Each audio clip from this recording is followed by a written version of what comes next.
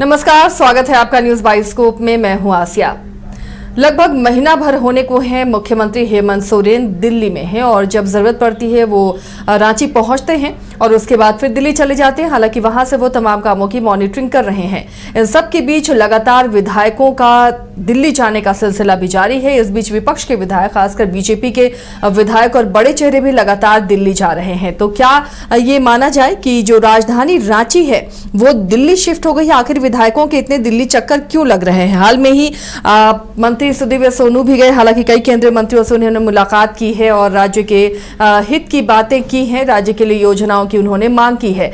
लेकिन इन सब के बीच लगातार जो दिल्ली दौरा सभी नेताओं का हो रहा है तो कई सवाल ये खड़े कर रहा है। हमारे साथ स्टूडियो में वरिष्ठ सहयोगी राकेश रंजन भी हैं। रंजन जी, लगातार ये जो दिल्ली दौरा हो रहा है, मुख्यमंत्री के पास एक वजह है कि उनके पिता शिबू सोरेन बीमार हैं, लेकिन अब ऐसा लग रहा है कि क्या राजधानी ही दिल्ली शिफ्ट हो गई है? देखिए, जैसा कि आपने कहा कि गुरुजी शिबू सोरेन की तबीयत जो है वो अच्छी नहीं है और 19 जून से जो है शिबू सोरेन दिल्ली में इलाजरत हैं। विशेषज्ञ डॉक्टरों की टीम उनकी देखरेख कर रही है और मुख्यमंत्री उनके बेटे हैं, उनकी देखभाल के लिए वहाँ पर हैं और सारी चीज़ों को मॉनिटर कर रहे हैं। और इन सब के बीच जो राज्य सरकार के काम हैं वो दिल्ली से भी निपटाए जा रहे हैं और जब ज़रूरत होती है मुख्यमंत्री हेमंत सोरेन रांची भी आते हैं। और अभी आपने देखा कि कल ही कैबिनेट की मीटिंग हुई तो लगातार वो अपने कार्यों को कर रहे हैं। देखिए, एक स्वाभाविक बात है, ठीक है कि पॉलिटिकल डिफरेंसेस जो है वो पार्टियों के बीच रही है झारखंड में, लेकिन एक चीज आप देखेंगी वो एक मत से आपको दिखेगा कि गुरुजी के प्रति सम्मान जो है वो हर दल में है। और चूंकि शिबू सोरेन खुद बीमार हैं तो जो विपक्षी दल के भी जो विधायक हैं और बड़े नेता हैं, आप बाबूलाल मरांडी की भी बात कर लीजिए, वो भी दिल्ली पहुंचे और उनका हालचाल लिया। लेकिन एक चीज होती है कि जब भी इस तरह की घटनाएं होती हैं तो फिजाओं में कयासबाजी लगाने का दौर जो है वो शुरू हो जाता है। तो इसी तरह से कई कयासबाजियां अब चल रही हैं। उसमें कितनी सच्चाई है ये बताना मुश्किल है और इसलिए भी मुश्किल है क्योंकि राजनीति को संभावनाओं का खेल कहा जाता है। तो यहां कब क्या होगा किसी को पता नहीं। लेकिन अगर आप ऐसे देखें तो मुझे लगता है कि जेएमएम का जो स्टैंड है, और यहाँ पर सुप्रियो भट्टाचार्य अक्सर प्रेस कॉन्फ्रेंस करते हैं और वो बीजेपी पर जमकर निशाना साधते हुए दिखते हैं। अगर आप देखें तो अभी जो वोटर पुनरीक्षण का कार्य बिहार में हो रहा है उसको लेकर उन्होंने जो है चुनाव आयोग का नाम लेकर बीजेपी को घेरने की कोशिश की। उपराष्ट्रपति जगदीप धनखड़ का जब इस्तीफा आया उस मामले पर भी उन्होंने बीजेपी को घेरने की कोशिश की। तो एक पार्टी के तौर पर जेएमएम का बीजेपी पर हमला जारी है। लेकिन इन सब के बीच चूंकि बीजेपी के भी कई जो नेता हैं वो दिल्ली पहुंचकर वहां पर शिबू सोरेन से मुलाकात कर रहे हैं, तो एक कयास लगाने का सिलसिला जो है वो शुरू हो गया है। किसी को कुछ लगता है, किसी को कुछ लगता है। सच्चाई क्या है आप किसी भी चीज को डिनाई नहीं कर सकते, आउटराइट रिजेक्ट नहीं कर सकते, क्योंकि जैसा मैंने कहा कि राजनीति जो है संभावनाओं का खेल है। यहां कब क्या हो जाए किसी को पता नहीं होता।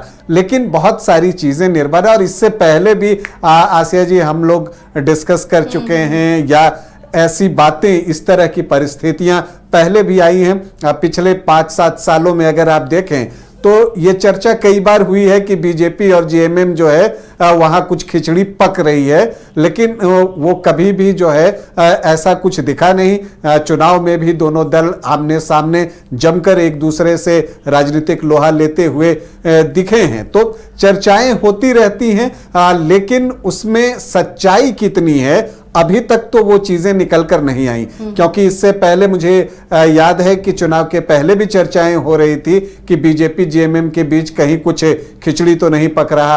ये पहले भी बात होती रही है, लेकिन अभी तक ऐसा कुछ हुआ नहीं। उस वक्त भी वो सिर्फ एक कयास ही साबित हुआ था। अभी क्या होगा ये कहना थोड़ा मुश्किल जान पड़ता है।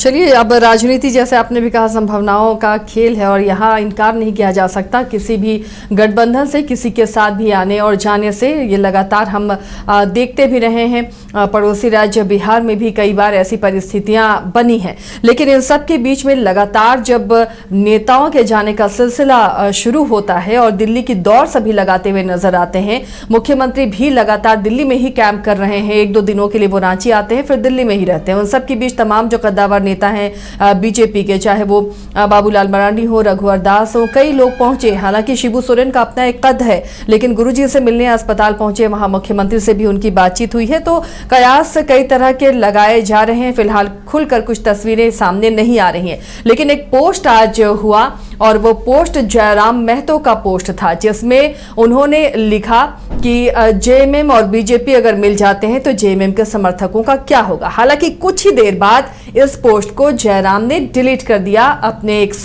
से हटा दिया, एक्स हैंडल से। तो अब इसके क्या मायने निकाले जा सकते हैं? ये पोस्ट जयराम महतो ने क्यों किया, जो डुमरी के विधायक हैं, और फिर पोस्ट को डिलीट क्यों किया?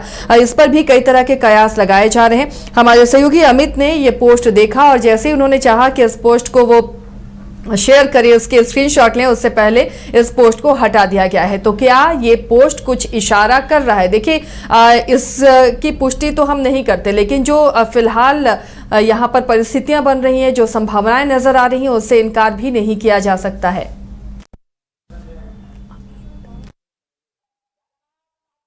चलिए, इस वक्त हमारे साथ सहयोगी मदन भी जुड़ चुके हैं। मदन, जयराम महतो का एक पोस्ट सुबह आता है और थोड़ी ही देर बाद उस पोस्ट को जयराम महतो हटा देते हैं और उस पोस्ट में लिखा होता है कि जेएमएम और बीजेपी अगर मिल जाएं तो जेएमएम के समर्थकों का क्या होगा, वो किधर जाएंगे। उसके बाद इस पोस्ट को हटा लिया जाता है। तो क्या मायने इस पोस्ट के निकाले जाएं? ये जो नेताओं की दिल्ली दौड़ हो रही है, इससे क्या समझा जाए?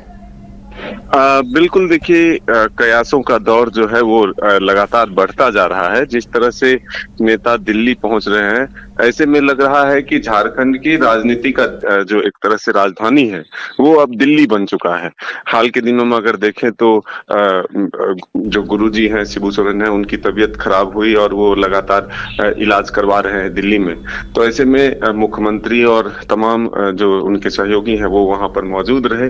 तो लोगों का दिल्ली जाने का और उनसे मिलने का, उनका हालचाल जानने का सिलसिला भी जारी रहा। लेकिन इसी बीच जब बीजेपी के प्रदेश अध्यक्ष बाबूलाल मरांडी अचानक दिल्ली जाते हैं, और पीछे से कई मंत्री दिल्ली, कई विधायक जो है बीजेपी के, वो भी पहुंचते हैं, तो इसके बाद जो है कई सवाल उठने लगे हैं, कई कयास उठने लगे हैं कि आखिर दिल्ली में ऐसा क्या चल रहा है जिस वजह से तमाम नेताओं को दिल्ली का दौरा करना पड़ रहा है। हालांकि जो पोस्ट हुआ है जयराम की तरफ से और तुरंत उसे हटा लिया गया। हमारे सहयोगी जो अमित है, उन्होंने ये जानकारी दी हम सबों को कि देखिए, ऐसा पोस्ट किया गया है जयराम के एक्स हैंडल से, जो अगर बीजेपी और जेएमएम साथ जाते हैं, सरकार बनाते हैं या फिर कोई बदलाव करते हैं, तो फिर उनके समर्थकों का क्या होगा, जेएमएम के समर्थकों का क्या होगा। तो ये जो सवाल भरा पोस्ट था, हालांकि उसके स्क्रीनशॉट भी जो है हमारे सहयोगी नहीं ले पाए, इतनी जल्दी उसे हटा लिया गया। लेकिन इससे एक मायने जरूर निकाले जा रहे हैं कि आखिर चल क्या रहा है, क्या होने वाला है। ये कई सवाल जो है निकल कर आए हैं। तब इसके तह तक पहुंचने की कोशिश जो है हम सभी कर रहे हैं कि आखिर दिल्ली में ऐसा क्या हो रहा है जो तमाम नेताओं को दिल्ली दौरे पर जाना पड़ रहा है। अचानक विधायकों को बुलाया जाता है, बीजेपी के प्रदेश अध्यक्ष वहीं मौजूद होते हैं। तो ये जो परिस्थितियां बनी है, मुख्यमंत्री खुद कैबिनेट की बैठक जो है पहले शेड्यूल होता है 4 बजे शाम का। बिल्कुल मदन, देखिए 1-2 दिनों के लिए ही मुख्यमंत्री रह रहे हैं। अगर रांची आते भी हैं तो कैबिनेट करते हैं या जो प्रोग्राम है उसे करते हैं और फौरन निकल जाते हैं। इतना लंबा वक्त दिल्ली में गुजार रहे हैं। दिल्ली से ही सरकार चल रही है, राजधानी बन चुकी है फिलहाल दिल्ली। लगातार नेताओं के आने जाने का सिलसिला भी जारी है। सुदीव्य सोनू भी पहुंचे हुए थे मंत्री, हालांकि उन्होंने केंद्रीय मंत्रियों से मुलाकात भी की है। तो क्या कुछ कयास लगाया जा सकता है? कोई संभावनाएं हैं ऐसी जिसकी ओर इशारा कर रहे हैं ये तमाम दौरे? देखिए, राजनीति में कोई भी चीजें असंभव नहीं होती है, और जो चीजें आप देखते हैं उसके विपरीत भी रिजल्ट निकल कर आते हैं। तो इसलिए किसी भी संभावनाओं को आप ये नहीं कह सकते, इग्नोर नहीं कर सकते, उससे उसे नकार नहीं सकते हैं कि नहीं ये ऐसा नहीं हो सकता। तमाम संभावनाओं के द्वार खुले होते हैं।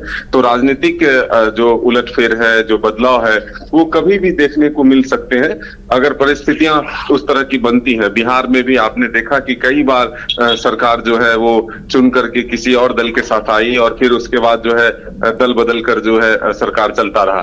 तो लेकिन जो आंकड़े हैं मदन, उससे तो लगता नहीं कि सरकार की सेहत पर कोई खतरा है, या ऐसा हो कि जरूरत है किसी और गठबंधन की, ऐसा तो नजर नहीं आता।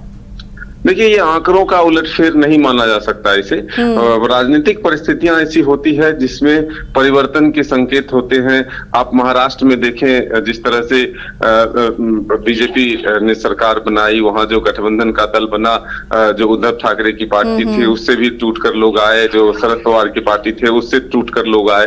तो ये राजनीतिक परिस्थितियां सिर्फ आंकड़ों के खेल पर सिमटा नहीं रहता है, बल्कि राजनीतिक परिस्थितियों पर जो है वो निर्भर करता है। तो आखिर ऐसी परिस्थिति क्या हुई जिस वजह से ये जो संभावना दिख रहे हैं या कुछ ऐसे परिणाम आते हैं, तो इसके पीछे की वजह ढूंढने की कोशिश होगी कि आखिर झारखंड में अगर कुछ हुआ तो इसके पीछे की वजह क्या रही, इसे जानने और समझने की कोशिश करेंगे। चलिए, शुक्रिया मदन इस तमाम जानकारी के लिए। तो फिलहाल बीजेपी विधायकों के आने जाने का सिलसिला भी दिल्ली में तेज हो चुका है। इधर बाघमारा से विधायक हैं और कई और विधायक भी, वो भी दिल्ली कैंप कर रहे हैं। रंजन जी, क्या कयास लगाए जाएं? हालांकि देखिए, अब बीजेपी में भी उथल पुथल है, अंदर अभी प्रदेश अध्यक्ष का चुनाव होना है, राष्ट्रीय अध्यक्ष का चुनाव होना है, वो भी एक बात हो सकती है, लेकिन राज्य से जोड़कर इसे कैसे देख सकते हैं? देखिए, जैसा आपने कहा कि प्रदेश अध्यक्ष का भी चुनाव होना है झारखंड में, और इसे लेकर भी केंद्रीय नेतृत्व जो है वो विधायकों को तलब कर सकता है या उनकी सलाह जानना चाहता है कि किसी निर्णय पर पहुंचने से पहले इस तरह की बात की जाए। तो ये भी एक वजह बीजेपी के विधायकों और नेताओं के दिल्ली जाने का हो सकता है, इससे इनकार नहीं किया जा सकता। और जब लोग वहां जाते हैं, गुरुजी वहां पर हॉस्पिटल में हैं, इलाज चल रहा है, तो लोग वहां पर भी चले जाते हैं, तो वहां सीएम हेमंत सोरेन से उनकी मुलाकात भी होती है, और इन वजहों से भी जो है कयासबाजी को बल मिल रहा है। लेकिन देखिए, फिलवक्त मुझे ऐसा इसलिए नहीं दिखता, जो आपने थोड़ी देर पहले एक बात कही कि आंकड़े इस तरह के नहीं हैं कि आपको किसी का कोई साथ चाहिए, ये बात है। देखिए, अभी बिहार में चुनाव होना है, उसका भी इंतजार करना होगा, क्योंकि देखिए कांग्रेस और आरजेडी जेएमएम को बिहार में कितनी सीटें देता है, इस पर भी बहुत चीजें निर्भर होंगी। आज जिस तरह की महागठबंधन की जो वहां बैठकें होती हैं, उसमें जेएमएम से लोग नहीं जा पाते या इन्हें बुलाया नहीं जाता, इस तरह की बातें पूर्व में सामने आ चुकी हैं। तो इन सब के बीच जेएमएम की तरफ से बीच में एक बात आई थी कि आरजेडी अपने कोटे से सीटें देगा, तो वहां पर क्या सम्मानजनक तरीके से सीटें आवंटित की जाती हैं जेएमएम को, यह भी देखना जो है दिलचस्प होगा।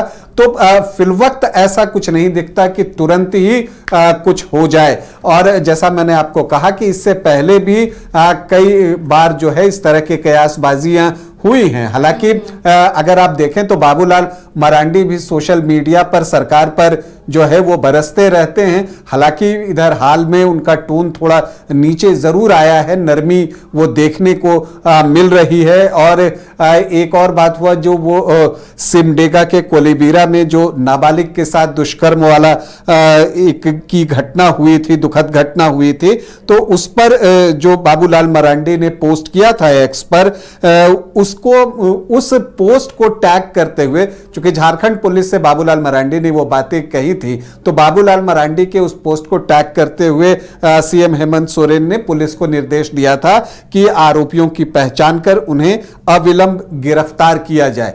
तो ये चीजें भी देखने को मिल रही हैं। इन सब के बीच बाबूलाल मरांडी ने सांसद निशिकांत दुबे की पत्नी पर जो एक और मुकदमा हुआ है, 47वां मुकदमा कहकर उन्होंने एक पोस्ट किया है, और हेमंत सोरेन को एक सलाह भी दी है कि अफसरों के बीच जो है बहुत ज़्यादा फंसने की ज़रूरत नहीं है, इस तरह की बातें जो है वो कहते हुए नज़र आए हैं। तो ये जो नरमी दिख रही है उनके पोस्ट में, तो उन्होंने जो आग्रह किया, मेरा आपसे आग्रह है कि ऐसे अफसरों से बचिए, ये अधिकारी आपको अनावश्यक विवादों में घसीटकर आपकी छवि को नुकसान पहुंचा रहे हैं। तो इस तरह के पोस्ट जो है बाबूलाल मरांडी करें तो उनका टोन डाउन हुआ है। लेकिन देखिए इसे अब आप दोनों तरह से देख सकती हैं कि नज़दीकियां बढ़ रही हैं या स्ट्रैटेजी चेंज हुई है। यह भी एक बात होती है जब कई बार आप ज़रूरत से ज़्यादा हमलावर होते हैं किसी राजनीतिक विपक्ष के ऊपर, तो उस विपक्ष को एक सहानुभूति भी मिलती है। तो क्या उससे बचने का ये एक तरीका है बाबूलाल मरांडी का कि वो नरमी उनके पोस्ट में दिख रही है? कम से कम इस पोस्ट की हम बात करें तो, और जहां तक मुख्यमंत्री ने उनके पोस्ट को टैग कर पुलिस को निर्देश दिया सिमडेगा के कोलेबिरा में कार्रवाई की, तो देखिए हेमंत सोरेन जो है उन्हें ये उचित लगा और ये घटना निंदनीय तो थी ही, भर्त्सना लायक थी और कार्रवाई होनी चाहिए थी, इसलिए उन्होंने ये बातें पुलिस को कही। और मैंने पूर्व में भी देखा है कि सीएम हेमंत सोरेन जो है राजनीति में शुचिता का बहुत ध्यान रखते हैं। वो एक बार मुझे याद है कि कहाँ का विधानसभा था एग्जैक्टली वो तो पता नहीं, वहां बीजेपी की जीत हुई थी तो बीजेपी ऑफिस से गुजरते वक्त उन्होंने थम्स अप किया था। तो इस तरह की चीजें, एक स्पोर्टिंग जो उनका रहता है वो जज्बा हमने पहले भी देखा है, और राजनीति में वो रिश्तों को अलग जो है वो रख कर चलते हैं। अब देखिए कटु शब्द उनके मुंह से आप तभी सुनिएगा जब चुनावी माहौल हो, वो बहुत स्वाभाविक है। प्रमोद महाजन ने एक बार कहा भी था कि जो चुनाव का समय होता है हम लोगों के लिए होली जैसा होता है जिसमें हम कुछ व्यंग्यवाण छोड़ते हैं। तो मुख्यमंत्री भी उन्हीं अवसरों पर विपक्ष को कोसते दिखते हैं या किसी नेता के बारे में कुछ कहते हैं, या सदन में जब वो घेर रहे होते हैं विपक्ष को तब कुछ बोलते हैं। नहीं तो ऐसे अगर आप देखिए तो उनका व्यवहार जो है इस तरह का है कि व्यवहार कुशल है और किसी के साथ भी वो इस तरह से करते हुए नहीं दिखते हैं। तो इसलिए मुझे लगता है कि अभी किसी कंक्लूजन पर जंप कर जाना कि कुछ बदलने ही वाला है, थोड़ी जल्दबाजी होगी। लेकिन बिल्कुल इसे आउटराइट रिजेक्ट कर देना, ये सवाल तो इसलिए उठने लगा ना, जयराम महतो ने जो पोस्ट कर दिया और उसके बाद पोस्ट भी उन्होंने हटा लिया, तो कुछ तो अंदर की बात होगी, कुछ तो सियासी गलियारों में खिचड़ी पक रही होगी जो जयराम महतो तक पहुंची, या जयराम महतो ने सिर्फ एक शिगुफा छोड़ा, बाद में लगा हटा लेना चाहिए पोस्ट तो हटा लिया। ये हो सकता है, क्योंकि देखिए अगर ऊपर के लेवल पर कोई बात होगी, चूंकि यहां पर आप जेएमएम का जो प्रेस मीटिंग होती है जो भी उनकी, उसमें आप सुप्रियो भट्टाचार्य को देखते हैं वो बीजेपी पर हमलावर होते हैं। तो अगर ऊपर के नेताओं के बीच में कोई बातचीत हो रही होगी तो वो सभी को पता हो, ये बिल्कुल भी संभव नहीं है। ये हो ही नहीं सकता जब तक जो है खिचड़ी पूरी पक नहीं जाती, तब तक कोई भी जानकारी नीचे मिलती नहीं है। तो इसीलिए जो है मुझे लगता है कि जयराम ने ये एक पोस्ट किया, उनका भी एक राजनीतिक आकलन होगा। देखिए हर व्यक्ति अपनी तरह से परिस्थितियों का विश्लेषण करता है, उसका आकलन करता है। तो हो सकता है जयराम महतो उसका उस तरह से आकलन कर रहे हों और उन्होंने पोस्ट कर दिया, लेकिन यह संशय उनके अंदर भी दिखाता है कि वो भी कंफर्म नहीं है। अगर उन्होंने पोस्ट किया और उसे डिलीट कर दिया, हालांकि मैं वो पोस्ट देख नहीं पाया हूं कि अगर उन्होंने पोस्ट करके डिलीट किया तो ये इसका मतलब है कि उनके दिमाग में भी इस विषय को लेकर संशय है, वो भी कंफर्म नहीं है। अगर वो कंफर्म होते तो पोस्ट को डिलीट क्यों करते? ये हो ही नहीं सकता। तो इसलिए मुझे लगता है कि वो उनका एक विश्लेषण या आकलन वर्तमान परिस्थितियों को लेकर था। अगर उन्होंने ये पोस्ट किया था तो ये एक बात कही जा सकती है, लेकिन मुझे हमेशा ये अभी दिख रहा है कि हमें किसी निष्कर्ष पर पहुंच जाने की, तुरंत पहुंच जाने की जरूरत नहीं है। ना आप इसे आउटराइट रिजेक्ट कर सकते हैं, ना इसे आप एक्सेप्ट कर सकते हैं कि हाँ ऐसा होना ही जा रहा है। आप गारंटी से कुछ भी नहीं कह सकते, क्योंकि पूर्व के अनुभव हमें यही सिखाते हैं कि इस तरह से कई बार बातें हो चुकी हैं। तो इसलिए मुझे लगता है कि समय का इंतजार करना चाहिए और समय जो है वो खुद हमें सारे जवाब दे देगा। बिल्कुल, अभी ऐसी संभावना से इनकार भी नहीं किया जा सकता और ना ही पुख्ता इसे कहा जा सकता है। लेकिन अगर ऐसा होता है रंजन जी, तो वजहें क्या नजर आ रही हैं? अगर मान लीजिए किसी को अपने गठबंधन से हटना है तो क्या क्या वजहें फिलहाल झारखंड में नजर आ रही हैं जिसकी वजह से गठबंधन अगर टूटना है तो? देखिए, जैसा मैंने कहा कि बिहार चुनाव एक इम्पॉर्टेंट फैक्टर हो सकता है। अगर वहां केंद्र से उस तरह का मदद नहीं मिल पाना जिससे राज्य अच्छे तरीके से चल सके।